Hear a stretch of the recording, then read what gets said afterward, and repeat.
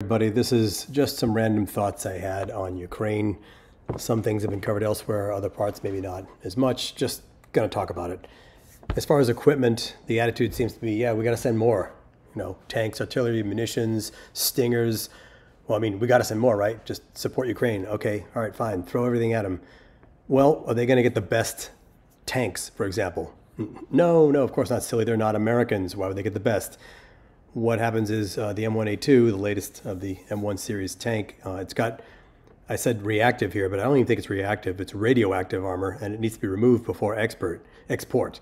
The reactive armor is usually what you see on tanks. It's got sort of a brick shape to it. It looks like you've attached a bunch of green bricks to the outside of a tank.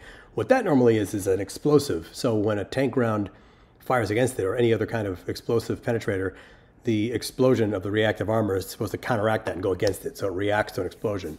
Now, once it's been hit once, there's no armor in that spot, but at least it'll save you from that one hit. So when you see that all over the outside of a Russian tank or even some other tanks, that's what that is. But this here is reactive. I think it's just radioactive. I don't know that it reacts or that it's just stronger. I don't know much about it, but it doesn't matter because the Ukrainians aren't going to get it.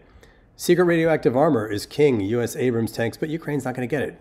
Yeah, so that means the tanks that they've got, the 31, this came out in January of this year, so a lot of these tanks have been sent over already, presumably, and whatever's been sent over there doesn't have the radioactive armor, which would be on the front right here, and then up along here on the turret. I'm pretty sure the heaviest part of any tank, heaviest armor is going to be on the front. That's how it's made. The most vulnerable spot of almost any tank is in the back. It's where the engine is, sometimes the fuel tanks. The old German tanks are that way. Russian BMPs, they have fuel tanks in the doors in the back. So the back is, on most armored vehicles, going to be the part that you try to hit. So always face forward, and if you get struck at all, it's best to get hit here. Side is kind of iffy, but I don't know exactly where the reactive armor is, or excuse me, radioactive armor. We don't know that it's reactive. If anybody does, I'd be appreciated to hear that in the comments. But it's a depleted uranium armor.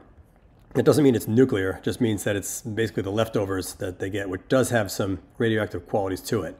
They're worried that if this stuff gets sent over there, well, the Ukrainians might have to abandon a tank in the battle if it throws a track and they can't get it out of there, and the Russians might capture it. Sure, but that also happens with Americans. It's not like we're Supermen and everything we send over there, comes back with us.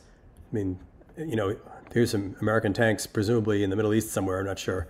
Oh, Grafenberg, so this is Germany.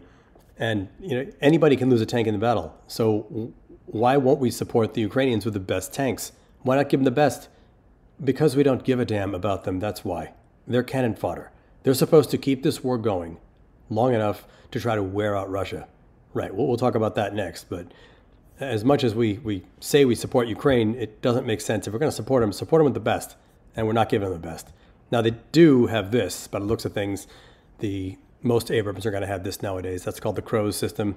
Anytime you see a movie where they pop up out of the turret and start shooting the 50 cal, that's a movie, and that's also a very old technique. They might have done that all through Vietnam, but it's not safe. You stay buttoned up, don't pop up. This thing has a motor that turns it around. They can aim, they can see from inside the tank. So that's Crows. That's more than likely going to be all the tanks that go to Ukraine and anywhere else. So yeah, you get the M1A2, and it doesn't have the radioactive armor, but it might have the Crows. Who cares? But the thing is, this article hinted that maybe they'll get him anyway. I haven't heard anything about that since January, but look at this. If Abrams tanks sit on the bench while Leopard 2 tanks grab all the glory, that pressure could materialize. The Leopard 2 tanks have been grabbing all the dirt, basically. I've seen at least 3 of the mine-clearing versions blown out in the middle of the artillery and minefield. I don't know how many they've sent, but there aren't that many of them in existence. So if they send the more M1s, it's not because the Leopard is outshining them and General Dynamics feels jealous. They're sending them because they need or feel the need that they have to send whatever they can. And by the way, I have not seen or heard anything about these recovery vehicles, but presumably they've sent some of those too. You can't have tanks without a recovery vehicle. This looks like one of the ones that was over when I was in Korea.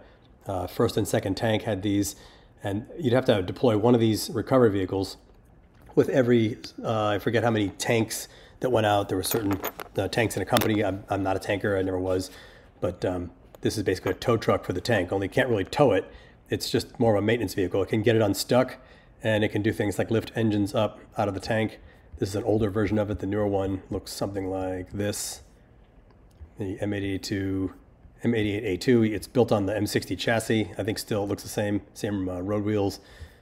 Here you go. That's a picture of an engine being lifted out, which that's not a task they would have to do in Ukraine anyway, I don't think, maybe, but they can't fix that engine in Ukraine. That's a gas turbine engine that requires specialized mechanics. It's not the same as an airplane mechanic, but that'd have to get sent back to depot level maintenance in Germany. And even the M88s, they can sometimes get stuck too, you can see here. So it's not a perfect world. And when you have that much steel moving against each other and that much horsepower and torque, something's going to break, typically tracks and whatever else. So these vehicles are going to be critical. Presumably they sent them out there. I haven't seen any of them get wrecked, but I also haven't seen them go out and try to recover these things. And why would they? They're marching into an artillery barrage. And speaking of which, artillery, there's been a lot of talk lately about cluster munitions, ammo. Why cluster munitions? Well, it's what we have on the shelf, and yeah, it's old. They're not making any more of them, even though we didn't sign anything that says we can't. And even if we were going to make them, we can't produce anything else, cluster or not, fast enough. A 155, it takes about 4 to 7 years to replace what we've already sent to Ukraine. That's just what we've sent to Ukraine. Now, I don't know what they've got in reserves for our own use or what they keep on hand at Fort Sill to train the artillery troops, but to replace what we sent, 4 to 7 years based on current projections. And I heard something to the tune of 85,000 rounds being produced per year right now. Now, I saw that. We'll talk about that a little bit later. That might not be totally accurate, but regardless, you can see the problem. We just don't have that much capacity. Never mind surge capacity. Stingers? Oh, yeah. We've already sent 1,400. That was the number I read. I find that incredible, but it'll take 18 years to replace that. I believe it, since they haven't made Stingers probably since the 80s. The Stingers are the Manpad version as well as the Avenger version. We'll talk about that a little later. But that scares the hell out of me. 1,400 Stingers that went out there, and you know they didn't fire it 1,400 times. Maybe they got a few more left. I hope so. But you can't fire this thing unless you have a target. So 1,400 Stingers, I mean 10%. Let's say 10% of the time they hit. That's 140 aircraft. I don't think they hit that many. Maybe they have. Maybe. But I haven't seen any data on that. But that just seems like a really high number of Stingers that have gone out there. And I cannot help but think that some of these things have made their way into the black market. And, you know, if some terrorist is willing to pay $20,000 for a Stinger or less than that, you can know some Ukrainian is going to think twice about it, maybe. But that's just something to keep in mind. So Stingers are pretty effective against passenger aircraft. And I really hope not to see that. But hey, we got to keep Ukraine in the fight. Keep them in the fight. The fight. Yeah. They're using 5,000 to 7,000 rounds per day. Russia, 60,000 per day. That's what they're capable of shooting. I don't know if they're doing that every day, but they're shooting at, I mean, I read 3.2 million is what Russia's producing right now for artillery rounds, hard shell artillery rounds. I think that's what it is, hard shell, not just MLRS. I think it's exclusively the cannon round, the 155 or whatever the Russian equivalent is, 152. That's one round they have. Anyway, they're producing the hell out of it, and they want to scale it up even more. So it's bananas what they're capable of, what they're doing now, and we just can't catch up. So if they're going to get cluster, do they send over 155 or MLRS, or is it air delivered? I don't think it's going to be air delivered because, quite simply, they don't have an air force anymore in Ukraine, not one to speak of. And ground attack aircraft, I'm not sure what they would have had anyway. So it could be MLRS, which is these. They've got some of those, but the trouble is the MLRS rocket, I don't know how many of those they have with clusters. Maybe they've got some, but there's only 6 per pod that they can shoot here. So this can shoot 6 of the regular M26 missile, or if they ever get them, the ATACMS, only 1 on the back of this. That's something else to think about. We won't talk about it right now, but the ATACMS missile is just 1 missile per MLRS launcher. And I don't know how many of these MLRS launchers they've got, but 1 missile, 1 launcher, a crew for each one. You start to do the math, and it's just not that easy to build this on the fly. So assuming they have any M26 versions with the clusters, maybe they could send those, but I kind of doubt it. I think mostly what they're going to send are the 155, which is what we got after we were done with the French 75. No, not that French 75. That French 75. This is the French cannon we had in World War I. Yes, it's French. It was the first cannon to have a shock system built into it. Very nice gun, replaced by the 155, which has been in use ever since World War II, with a variation of everything from smoke to illumination to woolly peat, white phosphorus, to HE, which is the most common one, and of course clusters.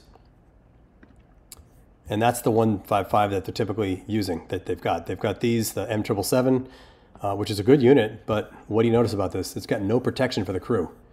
Now, if these guys are far enough behind the lines, the thinking is, they're going to be protected by whatever's up here. Now, they could always potentially be hit by artillery, right? Well, you're going to know when the enemy's artillery is there. What about drones? Drones can be launched much more surreptitiously. It's not like you're moving a big, heavy artillery piece to get close to hitting this. You're launching a drone from some hidden location. Then next thing you know, you're out there doing your loading and you look up and there's this little buzz bomb headed at you and it's too late. They're so fast you can't shoot them down, even if you did have a guy with a shotgun standing right there, which is something that maybe they could do with the small loitering drones, the slow ones that loiter over and then drop a hand grenade. Those things, who knows? Maybe you could get that out of the sky. But the bombs that I've seen attacking these things are coming in so fast, these guys don't know what hit them. So you got an exposed crew on an M777 firing a diminishing number of rounds, and the nature of warfare has changed. They just haven't given much thought to it. But that's okay. They've got these, the M109 Paladin, which it looks like a tank, but it's not really a tank. It's a motorized or mechanized artillery on what looks like a tank frame. It's very similar in that regard. It's got a crew inside, pretty well protected. It's not a tank because it can shoot what the artillery guys like to say, high angle hell. This you couldn't get this azimuth on a regular tank, and it can go up even higher than that, I think. I'm not sure what the maximum elevation is, but it's a real artillery piece. It can do some serious damage. You can see inside it's got a lanyard, just like a regular artillery cannon. But again, this is a mechanized vehicle. It can throw tracks. It's very heavy. It needs another one of those recovery vehicles to come pull it out of the ditch if it gets stuck. So it takes a lot of training. You can't take an armored crewman and throw him in this thing and expect him to do it. It's a totally different job. But I don't know how many of these things they have. These things will eat up the the 155 rounds, just as fast, maybe even faster. I'm not sure the rate of fire of this compared to the M777. Which one can fire fast? They're probably pretty close. So yeah, the cluster munitions getting sent over there, designed during late Vietnam. It was made for the penetration of jungle canopy.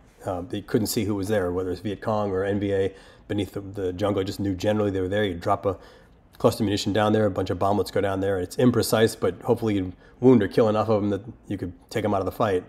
Now, as such, it's been out of the production since the 70s, and it remains hazardous to civilians and even troops. I've heard stories about people during Gulf War I. They were firing cluster munitions and artillery shells, and the army units had to drive over them, and the tanks weren't hurt by it, but Humvees, trucks, even Bradleys, and 113s would not do so well, never mind somebody stepping on one. So it's really more of a pain in the ass, and it's less effective against the modern environment, and it's kind of obsolete because this was done back when you could generally shoot at the canopy. And what do you see in the jungle canopy? Nothing but leaves. Even at night, it's even worse. This would make sense. But now you got FLIR. You got infrared, you got heat sensing. You can see those bastards crawling around underneath there. You don't really need to do that. Instead, you can get something more precise, whether it's MLRS or some other kind of missile, and take them out. So these things have been banned by over 100 countries. Germany and the UK both objected to this current idea of sending cluster munitions over to Ukraine, but they don't object so strongly that they're not going to support America in their puppeteering. But it's nice to see they at least raised the pinky finger and objected. But of course, when the Russians use it, it's a crime. But when the Americans do, no, it's not. So this is what comes out. The little bomblets, they stay in the ground. This is one version of it. DPICM, dual purpose improved conventional munition. And they have improved it in terms of being more effective. Now take a look at this. 105 millimeter version of it, 7,000. This is in Vietnam. 155, 34, 65. We didn't comparatively fire a whole lot of it. It came out late in the war, but I guess they used it only when they had to. Now here, like I said, 5,000 to 7,000 rounds a day being fired by the Ukrainians. If this is all they have, they're going to go through this in less than a month. But while they do it, don't worry, Russia's going to do it, and they'll be committing a war crime. So says Jen Psaki. Manner that's illegal and potentially a war crime. It would be. I don't have any confirmation of that. We have seen the reports. If that were true, it would potentially be a war crime. Obviously, there are a range of international fora that would assess that. So certainly we would look to that to be a part of that conversation. And then the new aid that you just laid out at the beginning here, the Post reported over the weekend that this aid will not include stingers that... Yeah, okay. Well, that was Jen Psaki. They were about to talk about stingers, which we can talk about in a bit. But let's just say that the Army decides to increase their production of 155 shells. They say that they want to increase it to 85,000 a month. They say they're making 14,000 a month right now. That's about, what, 168,000 a year. Now, the other stat I heard was 85,000 a year. Whether it's, 168 in a year or 85,000 in a year, they want to get up to 85,000 a month in 5 years. Russia is producing 3.2 million a year right now, and they're scaling it up. We're not going to catch up. We're just not. I mean, boosting the industrial base, blah, blah, blah. Of course, they're going to talk all this stuff. Scranton Army Artillery Ammunition Plant, they make all that there. And remember now, 14 grand a month, this is what they're making, not necessarily for Ukraine. This is the production. So we have to make some for ourselves, some of which gets used up at Fort Sill when they train new artillery guys. So no matter how much they make, maybe they realize that we didn't have enough before, and they want to beef up our supply here in the event that we get into some kind of conflict where we need more. So I wouldn't think that all this is necessarily going to go over to Ukraine. But regardless, Stingers, sure. Stinger, it comes in the Manpad with 1 missile. Manpad means man-portable air defense. Or the Avenger, it's the same. It's got 4 per pod and 2 pods on the vehicle. That's 8 Stingers you can put on a Humvee or a Striker. So it's 1 pod on each side. I've actually seen this used. There was a picture of it near the White House, across the street from the White House. There was an air defense intrusion that somebody flew somewhere where they weren't supposed to, and this Stinger system, Avengers system, popped up from one of the roofs. You can Google it online, but they are still in use, but they haven't been in production in a long time. I think the 1980s or something. They take a long time to make. They are also not easy to use. I know because I've fired the simulator. And they say, oh, the simulator, you haven't fired a real one. Well, you know what? Neither have you or anybody else unless they fired it at an actual aircraft. Because the Stinger isn't something you can just fire for the heck of it for training. You can't just put a dummy in there and shoot it. The Stinger has a sequence as to how it's fired. I'm not going to get into how you do it here. But there is a simulator. You stand in the simulator. They put simulated aircraft all around and you take shots at it. Even if they had these Stingers over there, the Stinger, especially as a Manpad, 1 missile, okay? Trying to fire at a slow-moving aircraft is relatively easy. A slow-moving transport aircraft, a helicopter. A fast mover, fighter jets, very tough, especially since they have sensors. The second you try to determine whether it's friend or foe, that thing knows you're doing that. And the pilot takes evasive action, he dumps chaff and moves around, and a fighter is just going to be very difficult to hit. How hard do you think it's going to be to hit one of those kamikaze drones that I talked about earlier? It's going to be very difficult to hit it, not to mention the swarm attack of drones. Russia wants to get to the point where they're producing 2 million drones per year. So if they come into one of those artillery positions with 200 drones, and you got Joe standing out there with 1 Stinger, how many is he going to be able to take out on a good day? Okay, say you got an Avenger out there, a Humvee with 8 Stingers. I mean, you haven't got a chance. A drone costs a lot less than a Stinger to manufacture. So even in a good day, if we're making these things day in, day out, we're getting outpaced. I just don't see where the opportunity is to catch up to what Russia can produce. And of course, we had to call in retirees to help restart the Stinger missile production because it's been so long since we made them. Retirees. I mean, guys, 50-something, 60-something years old going in there to help build these things again. But whatever. And the Avenger, yeah, sure, they're over there. These bad boys. Right, but how many do they have? Again, 4 on each side. And this is a Humvee. God help you if you have to rely on this thing unarmored. I'm assuming it's on a better one that's actually got armor on it. And see, this was back in November, according to this, was sent over. I haven't heard too much about these things taking out aircraft. Maybe it has. There's another picture of somebody down here taking one out. Ukrainian paratrooper firing with a FIM-92 Stinger Manpad towards a Russian aircraft claimed that Su-34 was downed. It's a fast mover. I don't know how many times this guy's fired in the simulator. Maybe he's good. A couple of the guys in my group were able to take out a simulated combat aircraft, fast mover. But I don't know. Especially if he's staying too close to this tree, you got to be able to rotate. If this thing hits the tree while he's pivoting, and I didn't watch the video, but that just makes it that much harder. So maybe they're just better than we are. I don't know.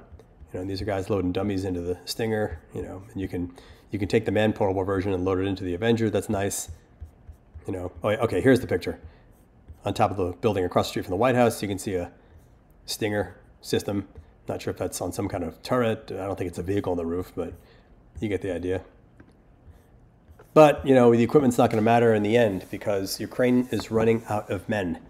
That's just where they are. I've heard they started with somewhere around 200,000 active and another 100,000 reserve, and a few others that were considered effectives that could be reserves. I'm not sure how they counted that, but approximately 400,000 man army was being readied to basically invade Russia.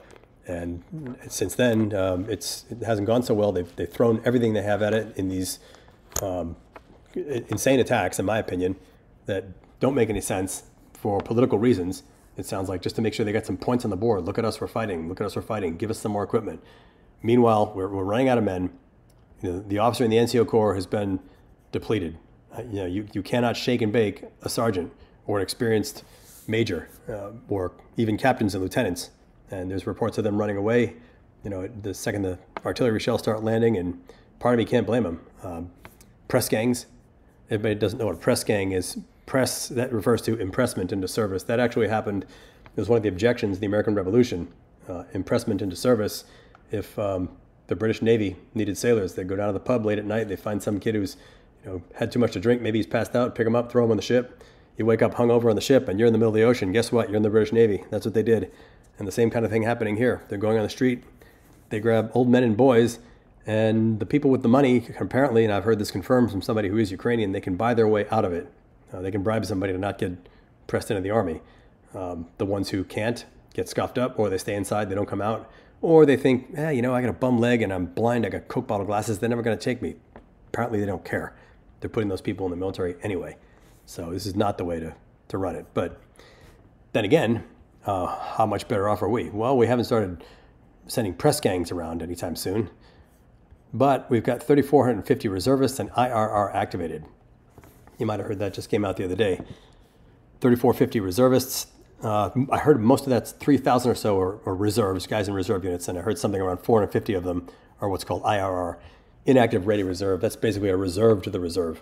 It's a list. When you sign up for any term in the Army, 2 years, well, they don't have 2 years anymore, but 3 years, 4 years, 6-year plan, whatever it is you signed up for, your actual enlistment is 8 years long.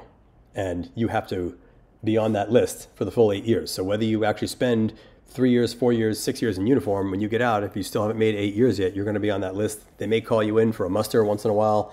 A friend of mine got out of the Army after 3 years. He had to go to an exam one time, a physical exam, before his 8 years was up, but that's all he had to do. But this is the first time they've done this since 2003. It's not a regular thing. This is not normal duty. These guys don't go to drill.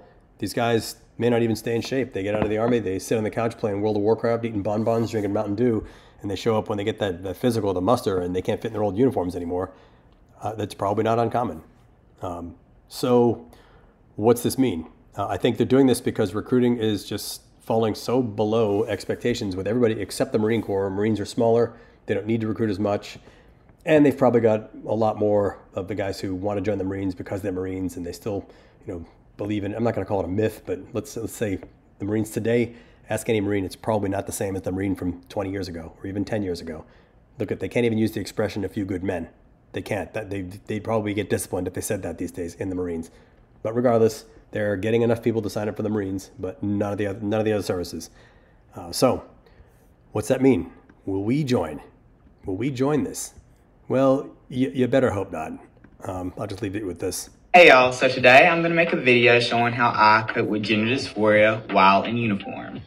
If you don't know, when you're an active duty soldier who is transitioning genders, you have to go by standards that align with your gender in CAC and DEERS until that is changed. This means that because my gender is a male in CAC and DEERS, I cannot present as a female in uniform. I have a few ways that I find help me cope with my gender dysphoria while on duty, and I'd like to share them. I'm gonna be honest, they're not a lot, but they do help me. The first thing I do is wear clear nail polish. Clear nail polish, that's good, because when I was in, they actually had regulations as to what shades of lipstick were appropriate for and they called it back then, the battle dress uniform.